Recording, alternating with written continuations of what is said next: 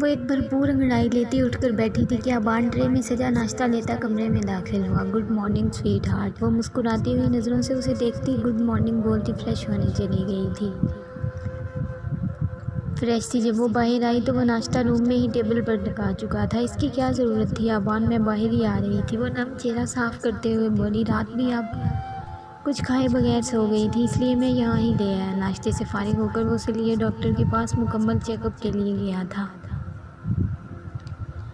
Doctor سے مکمل check up کروا کر وہ مطمئن سا اسے لیے اس کی والدہ کے گھر گیا۔ اتنی بڑی خوشی سن کر مزنہ کی والدہ نے روتے ہوئے بیٹی کو ساتھ لگا لیا تھا۔ اتنے وقت کے بعد یہ خوشی سب کو ملی تھی۔ وہ خدا کا شکر ادا کرتی دونوں کو دعائیں دینے لگی تھی۔ ابان اس کو وہیں چھوڑ آفس میں ایک میٹنگ اٹینڈ کرنے چلا گیا۔ چاہتا تو وہ اسے واپس ساتھ لے کر جانا چاہتا تھا، لیکن مزنہ کی والدہ کے اتنے اصرار پر اس نے رات تک رکنے کی اجازت دے دی۔ دوسری طرف حویلی میں صبح صبح شور و غل ڈلا ہوا تھا۔ سب ملازمین ہڑبڑی میں آگے پیچھے ہو رہے تھے۔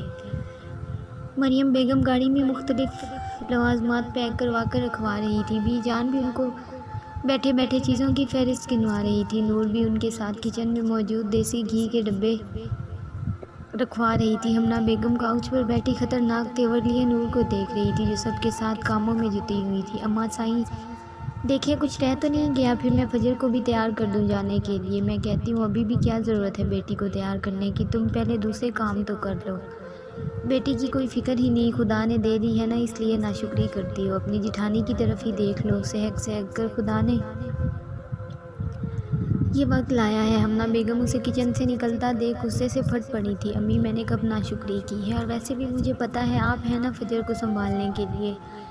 نور شرمندہ ہوتے ہوئے بولی نہیں پتر، تو جا بچی کو تیار کر، پھر نکلتے ہیں شہر کے لیے، واپس بھی آنا ہے۔ مریم بیگم ان کی بات کو نظر انداز کرتے ہوئے محبت سے گویا ہوئی۔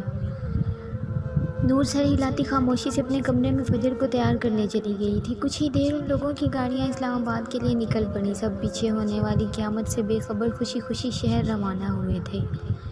آہل کو زمینوں کا کوئی سودا کرنا تھا، اس لیے وہ اپنے خاص ملازم کے ساتھ پنچایت کے لیے نکل گیا۔ حسین صاحب بھی آہل کے ساتھ رخصت ہوئے تھے، وہ اسے اکیلا نہیں چھوڑ سکتے تھے۔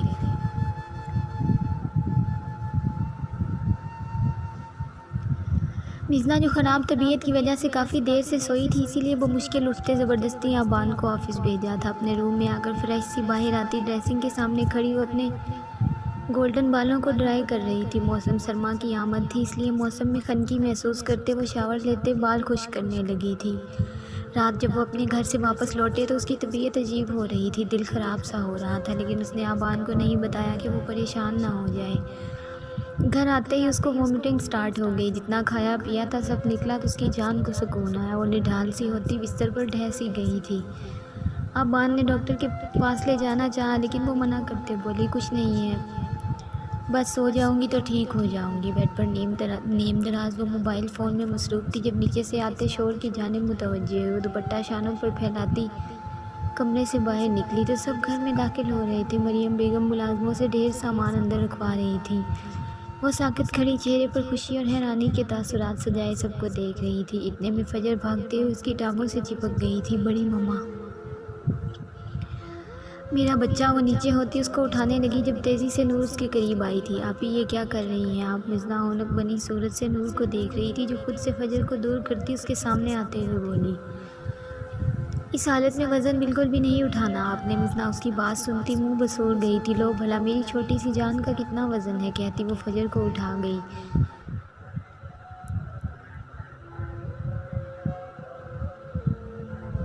آپ بھی اماں نے دیکھ لیا تو ڈانٹ پڑے گی آپ کو بھی اور مجھے بھی، اس سے فجر کو لیتے ہوئے بولی۔ مزنہ کچھ اور بولتی اس سے پہلے ہی بی جان مریم بیگم کے ساتھ اندر داخل ہوئی تھی۔ میری بچی، میری جان، یہاں آؤ میری بیٹی۔ بی جان مریم بیگم کا سہارا لیتی اس کی جانب بڑھتی، اس کا ماتھا چومتے ہوئے چہرے پر چمک لیے اسے دیکھ رہی تھی۔ مریم بیگم بھی اس کو گلے لگاتے اس کے سر پر بوسہ دے رہی تھی، نم لہجے میں اس کی بلائیں لینے لگی تھی۔ بابا سائیں بھی اس کے سر پر شفقت بھرا ہاتھ پھیرتے اس کا حال احوال پوچھنے لگے تھے۔ ان سب کے چہرے پر پھوٹتی خوشی اور مسرت دیدنی تھی۔ اماں بھی اور مریم بیگم اسے اپنے ساتھ بٹھاتی مختلف نصیحتیں کر رہی تھی۔ یہ دیکھ پتر، میں گاؤں سے خالص تیرے لیے یہ دیسی گھی لے کے آئی ہوں۔ ٹھنڈ بڑھ رہی ہے، اس لیے یہ دیسی گھی کی بنی پنجیری بھی تجھے روز دودھ کے ساتھ کھانی ہے۔ اور یہ دیکھ ان کے الفاظ منہ میں ہی تھے جب ابان سلام کرتا اپنی سحر انگیز شخصیت کے ساتھ اندر داخل ہوا تھا اور سب کو وہاں دیکھ کر مسکراتا بی جان کے آگے سر جھکا گیا۔ جیتا رہے میرا پتر، میرا شیر جوان، خدا تجھے اپنی اولاد کی خوشی دیکھنا نصیب کرے۔ بی جان اس کے سر پر ہاتھ پھیرتے محبت سے اس کے مسکراتے چہرے پر ہاتھ پھیر کر دعائیں دینے لگی تھی۔ مریم بیگم بھی بیٹے سے ملتی اتنی بڑی خوشی پر غمگین ہو گئی تھی۔ حسن صاحب سے وہ ملتا باقی سب کا پوچھنے لگا۔ ہمنا سرسری سا ملتے اس کے سر پر ہاتھ رکھ کر واپس خاموشی سے بیٹھ گئی۔ فجر کو پیار کرتا وہ گود میں لے کر بیٹھا تھا۔ ابا آہل اور چچا جان کیوں نہیں آئے؟ آج پنچایت بیٹھنی تھی، زمینوں کا کچھ معاملہ سلجھانا تھا، اس لیے وہ لوگ وہیں رہ گئے۔ کہہ رہے تھے جلد ہی ملنے آئیں گے، تو اسے وہ سر ہلاتا مزنہ کی جانب دیکھنے لگا جو گھبرائے ہوئے چہرے سے سب کی باتیں سن رہی تھی۔ پتر یہاں دیکھ، یہ سب ہم تیرے لیے لائے ہیں، یہ سب تو نے کھانا ہے تاکہ ہمارا وارث مکمل صحت مند اور خوبصورت ہو۔ لیکن میں اتنا سب کچھ کیسے کھاؤں گی؟ وہ انگلیاں چٹکھاتی ہچکچاتے ہوئے بولی تھی۔ جیسے کھاتے ہیں، یہ دیکھ، یہ سب تیرے اور بچے کے لیے بہت ضروری ہے۔ آبان پتر، یہ تیری ڈیوٹی ہے، تو نے بہو کا بہت خیال رکھنا ہے۔ جب تک یہ حویلی نہیں آتی تب تک مجھے تجھ سے کوئی شکایت نہیں ملنی چاہیے۔ ابھی کچھ وقت یہاں ہی رک جا، بس 2 مہینہ بعد میں خود لینے آؤں گی میری دھی کو اور اپنے ساتھ لے جاؤں گی۔ مزنہ تو ان کی بات سنتے ہی چہرے پر بے چینی واضح ہونے لگی تھی جسے آبان نے صاف دیکھا تھا۔ وہ التجائیہ نظروں سے آبان کو ہی دیکھ رہی تھی۔ جی بہتر، آبان ان کی جانب دیکھتا مؤدب انداز میں بولا اور مزنہ کے پھولے ہوئے چہرے کو دیکھتا لب دباتا اپنی مسکراہٹ چھپانے لگا تھا۔ اس کا ایک پل مزنہ کے بغیر نہیں تھا گزرتا، وہ کہاں اسے حویلی بھیجتا، لیکن ابھی سب کی خوشی دیکھتا وہ خاموش ہو گیا تھا۔ یوں ہی باتوں کا سلسلہ طویل ہوتا چلا گیا۔ آبان مزنہ کے اترے ہوئے چہرے کو دیکھ کر اسے مخاطب کرتا گویا ہوا، مزنہ جائیں، جا کر کچن میں سلمیٰ کو دیکھیں کیا بنا رہی ہے، لنچ کا ٹائم ہو گیا ہے۔ مزنہ اپنی جان خلاصی ہوتی دیکھ کر خدا کا شکر ادا کرتی اٹھنے لگی کہ اماں بھی نے ٹوک دیا تھا، کوئی ضرورت نہیں تمہیں جانے کی، نور جا کر دیکھ لیتی ہے۔ نور میرا پتر، جا کر کچن میں دیکھ کیا کر رہی ہے۔ ملازمہ اور آبان کی جانب دیکھتی وہ دونوں دو ٹوک لہجے میں گویا ہوئی تھی، میاں اس طرح نہیں چلے گا، اب اس کو بار بار مت اٹھایا کرو، نوکر کس لیے ہیں، اور اگر کہتے ہو تو ہم حویلی سے 2 ملازم اور بھیج دیتے ہیں۔ مزنہ آبان کو دیکھتے فوراً نفی میں سر ہلا گئی تھی۔ آبان اپنا کہکہ ضبط کرتا سرخ چہرے سے اس کی مسکین صورت دیکھتا گویا ہوا، نہیں، اس کی کوئی ضرورت نہیں ہے بی جان، یہاں ملازم ہیں، اور ویسے بھی مزنہ کی والدہ بھی آ جایا کریں گی، آپ پریشان نہ ہوں۔ مزنہ کو مزید تنگ کرنے کا ارادہ ترک کرتے وہ سہولت سے انہیں انکار کر گیا تھا۔ تم کہتے ہو تو مان لیتے ہیں، وہ پرسوچ انداز میں گویا ہوئی۔ سب خوش گپیوں میں مشغول تھے۔ نور سب کو ڈائننگ پر آنے کا کہتی ملازمہ کے ساتھ ٹیبل پر کھانا لگانے لگی تھی۔ یوں ہی سب باتوں کے دوران مختلف لوازمات سے لطف اندوز ہو رہے تھے جب حسن صاحب کا فون بجا تھا۔ انہوں نے کال یس کرتے فون کان سے لگایا، لیکن دوسری جانب سے انہیں جو خبر ملی تھی اس نے ان کے پیروں تلے سے زمین کھینچ دی تھی۔ فون ہاتھ سے چھوٹ کے زمین پر گر پڑا تھا۔ سب ان کی حالت دیکھ کر فوراً ان کی جانب بڑھے تھے۔ بابا سائیں، کیا ہوا بابا سائیں؟ آبان ان کے شانے پر ہاتھ رکھتا متفکر ہوتا استغفار کرنے لگا تھا۔ حسین اور آہل پر کسی نے قاتلانہ حملہ کیا ہے، ہائے میرا بچہ۔ مریم بیگم دل پر ہاتھ رکھتی اونچی آواز سے رونے لگی تھی۔ دوسری جانب بی جان بیٹے اور پوتے پر قاتلانہ حملے کا سنتے سر تھام گئی۔ ہمنا بیگم کی بھی حالت ان سے کم نہ تھی، وہ بھی حسن صاحب پر حملے کا سنتی بے ہوش ہو گئی تھی۔ آبان سب کو روتا دیکھ رہا تھا، وہ خود بھی سکتے میں تھا۔ سبھی سے اچانک پڑنے والی افطار پر حیرت زدہ رہ گئے تھے۔ یہ خبر سب پر ہی بجلی بن کر گری تھی۔ نور تو یہ خبر سنتے ہی رونے لگی تھی بھی، اماں اور باقی سب کی بھی حالت گہر ہو گئی تھی۔ مزنہ سب کی حالت دیکھتے آبان کو شانوں سے تھامتے جھنجھوڑتے اس کا چہرہ ہاتھوں میں لیتے ہوئے بولی، آبان آپ نے ہمت کرنی ہے، انشاءاللہ وہ لوگ ٹھیک ہوں گے، چلیں جلدی حویلی چلتے ہیں۔ آبان کی آنکھ سے آنسو ضبط کے باوجود بھی ٹوٹ کر گرا تھا، جسے مزنہ نے کسی انمول موتی کی طرح اپنی ہتھیلی پر رکھ لیا تھا۔ آبان چودھری، یہ وقت کمزور پڑنے کا نہیں ہے، اپنوں کو سنبھالنے کا ہے، سب کو آپ کی ضرورت ہے، اٹھیں جلدی۔ اس کا ہاتھ تھامتے وہ گویا ہوئی تھی۔ آبان اس کی جانب دیکھتا خود پر ضبط کرتا سب کو لیتا ہوا جلدی سے باہر نکلا۔ گاڑیاں تیزی سے نکلتی واپسی کے لیے روانہ ہوئی تھی۔ مزنہ کو اس نے بہت روکا، لیکن وہ ضد کر کے سب کے ہمراہ ان کے ساتھ آئی تھی۔ اس وقت سب کو اس کی ضرورت تھی، وہ کیسے سب کو اکیلا چھوڑتی۔ سارے راستے وہ نور کو خاموش کرواتی رہی تھی، تو کبھی مریم بیگم کو اور چاچی جان کو حوصلہ دیتی۔ نور کا دل صبح سے ہی بہت پریشان تھا، لیکن کون جانتا تھا کہ اسے آج اتنی بڑی قیامت آنے والی ہے۔ حویلی میں عجیب سناٹا چھایا ہوا تھا جو دل کو کسی طوفان کی آمد کی خبر دے رہا تھا۔ गाड़ियाँ हवेली के सामने रुकी थीं। आबान भागता हुआ हवेली के लान से गुजरता बड़े से लाउंज में दाखिल हुआ। तवील लाउंज के वसत में स्ट्रेचर पर दोनों की डेड बॉडीज़ रखी हुई थी। सफ़ेद खून आलूद कपड़े से उनके चेहरे ढके हुए थे। आहल गम दुख से निराल होता, आबान दुख से निराल होता, लड़खड़ाते हुए कदम आगे बढ़ाता उनके मुर्दा वजूद के करीब गया था। पीछे से सब दौड़ते, रोते हुए, चीखते चिल्लाते उनके मुर्दा वजूद के करीब आए थे। मरियम बेगम ने कांपते हाथों से दोनों के चेहरों से चादर हटाई। अपने बेटे की बंद आंखें और जख्मी खून आलूद चेहरे को देखती वह चीखते हुए लड़खड़ाते नीचे बैठी दाने मार कर रोने लगी थी। हसन साहिब के करीब हमना बेगम बैठकर चीखें मार कर रोने लगी, उन्हें झंझोड़ने लगी थी। बीजान अपने जवान पोते और बेटे के मुर्दा वजूद को देखती वहीं ठहर गई थी। हसन चौधरी खुद अपने भाई और बेटे की मौत से सदमे में थे। बिल्कुल खामोश साकित उन्हें देखे जा रहे थे। आंखों से सेल रवा था, जबकि नूरुल ऐन मिज़ना के हमरा उनके करीब आती खामोशी से उन्हें रोता देख रही थी। अपने बाप और शौहर को खून में लथपथ देख कर चीखती से सकती फूट फूट कर रोती उन्हें झंझोड़ने लगी और वही अपने हवास खो बैठी थी। सब पर क़यामत टूटी थी। दो दो रिश्तों को एक साथ खोया था सबने। इस वक्त किसी को दूसरे की होश नहीं थी। सब मुसलसल रो रहे थे, चीख रहे थे। उनका खूबसूरत सा आशियाना बिखर गया था, टूट गया था, चकनाचूर हो गया। एक माँ ने अपना बेटा खोया था, बीवी ने अपना मोहब्बत लुटाता शौहर, एक भाई ने अपनी जान का टुकड़ा अपना छोटा भाई खोया था, बाप ने अपना बेटा खोया था। दुख सब के बराबर थे, जिन्हें मालूम नहीं कैसे कम होना था। हवेली में सफ़े मातम बिछी देख मुलाजिम और तमाम गांव वाले इश्कबार थे। हर आंख नम थी। आबान अपने छोटे भाई को आंखें मूंदे देख आंखों से खुद पर जब्त के पहरे बिठाए सबको संभाल रहा था। वो सबके करीब से उठता बाहर की जानिब गया। सबका जख्म बहुत गहरा था, लेकिन नूर उसका दुख और तकलीफ़ उन सब से बढ़कर थी, जिसने बाप और शौहर दोनों को खो दिया था।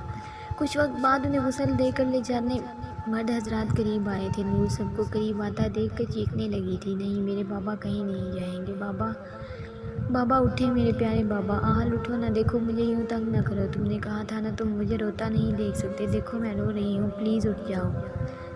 फजर बुला रही है। आहल, फजर को भी अभी अपने बाप की ज़रूरत है। आहल उठ जाओ। उसकी चारपाई से लगी उसके सफ़ेद कफन में लिपटे वजूद को झंझोड़ते उसे पुकार रही थी। तो कभी बाप के चेहरे पर हाथ रखती, बाबा जाने उठ जाए ना, देखिए सब रो रहे हैं। हमना बेगम भी हुसैन साहिब के करीब बैठी आंसू बहा रही थी। मरियम बेगम बिल्कुल खामोश बस बेटे के चेहरे को देखे जा रही थी। आबान उनके करीब आता बोला था, माँ जाने का वक्त हो गया है, सब जनाजा उठाने के लिए इंतज़ार कर रही हैं। वो नम आंखों से आबान को देखती गोया हुई, अभी तो जी भी नहीं भरा मेरा, और तू मेरे बच्चे को दूर लेकर जाने की बात कर रहा है। आबान सुर्ख आंखों से मरियम बेगम को साथ लगा गया था और बस फिर यही तक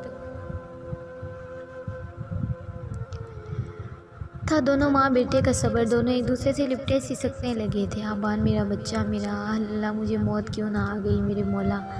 हुसैन चौधरी ने आकर दोनों को जुदा किया था और आबान को जनाजा उठाने का इशारा किया। जनाजा उठाया गया तो हवेली में एक ना ख़त्म होने वाला कहराम मच गया था। सबकी आहें, चीखें, सिसकियाँ दिल चीर रही थी। नूर उसके पीछे भागती, चीख चीख कर उसका नाम पुकारने लगी थी, आहल, आहल वापस आ जाओ, आहल मत जाओ। वो दौड़ते हुए करीब आती आबान का बाजू थाम गई थी।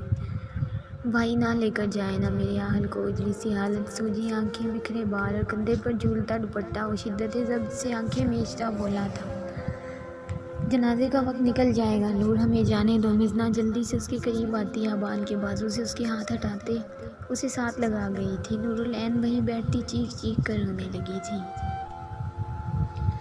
हवेली के दरो दीवार उसकी सिसकियों आहों से गूंज उठे थे। मिज़ना रोती अपनी हालत की परवाह किए बगैर सबको संभाल रही थी। बीजान और मरियम बेगम को ज़बरदस्ती थोड़ा सा खाना खिलाकर दवा देती, वो उन्हें आराम करने का कहती बाहर आई थी। सब अपने अपने कमरों में बंद थे।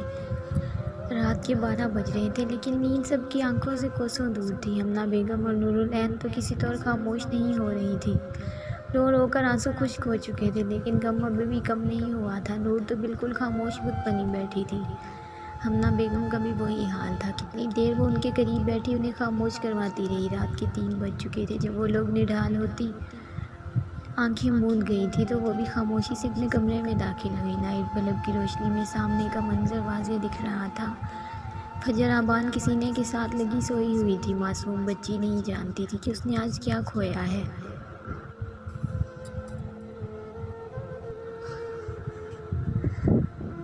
वो छोटे छोटे कदम उठाती उनके करीब बेड पर बैठ गई थी। आबान जो आंखों पर बाजू रखे लेटा था उसे करीब महसूस करके हाथ हटाया। मिज़ना की नज़र उसकी सुर्ख लाल अंगारा आंखों पर पड़ी। वो उसके ऊपर झुकती उसकी आंखों पर बारी बारी लब रख गई थी। आबान कुछ ना बोलता आंखें मूंद गया। ये क्या हो गया यार हमारे साथ?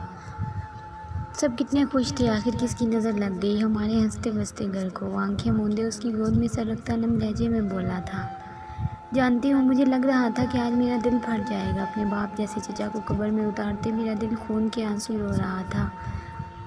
मेरा मेरे हाथ कांप रहे थे जब मैं उस पर मिट्टी डाल रहा था। मेरा वो भाई जो कभी बड़ी से बड़ी परेशानी पर भी खामोश ना हुआ था, वो कैसे आज आंखें मूंदे हम सबके बीच से हमेशा हमेशा के लिए चला गया। वो अपने ज़ब्त किए आंसू बहाता इतने कद काट का सख्त जान मर्द भी अपनों की जुदाई में उसकी गोद में मुंह छुपाकर फूट फूट कर रोने लगा था। किसको पुकारें, किसको आवाज़ दूँ? मिज़ना ने उसे रोने दिया था। वो जानती थी उसका गम बहुत बड़ा है। वो चाह कर भी उसकी तकलीफ़ कम नहीं कर सकती थी। अपनों की जुदाई और तकलीफ़ इंसान की जान ले लेती है। इंसान जिंदा तो रहता है लेकिन रूह कभी कहीं खो सी जाती है। वो रोता रोता उसकी गोद में सर रख कर आँखें मूंद गया था। उसके सुर्ख चेहरे को देखकर ये सोच रही थी, क्या मर्द को हक नहीं कि वो अपना दुख बयान कर सके? क्या मर्द को दुख नहीं होता, तकलीफ़ नहीं होती? हमारे लोगों का ये अलमिया है कि मर्द रोता हुआ अच्छा नहीं लगता। मर्द तो मजबूत होता है क्योंकि उसके सीने में दिल नहीं होता। क्या वो प्लास्टिक का खिलौना है जिसे तकलीफ़ नहीं होती?